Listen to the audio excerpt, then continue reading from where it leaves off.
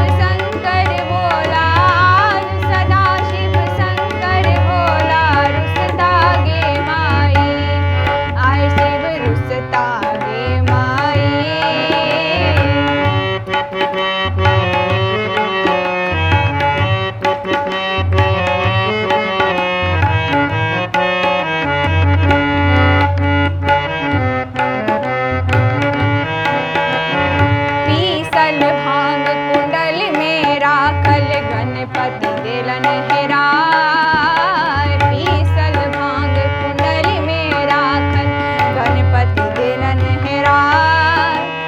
जो सुनि पोता दानी महादेव, जो सुनि पोता दानी महादेव जंगल जाइत पराय। आय शिव रुसता गे माई।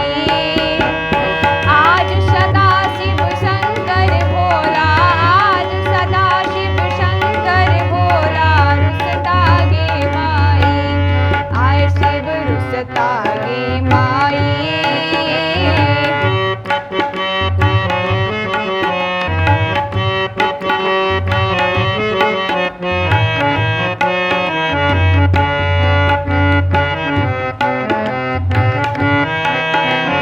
करे स्नान पूजा पर बसला भैलन ध्यान लगाए। करे स्नान पूजा पर बसला भैलन ध्यान लगाए। ध्यान में देखलनि भोला महादेव, ध्यान में देखलनि भोला महादेव सब भांग गेलन हेराय। आय शिव रुसता गे माई। आज सदा शिव शंकर भोला, आज सदा शिव शंकर भोला रुसता गे माई। आय शिव रुसता गे माई।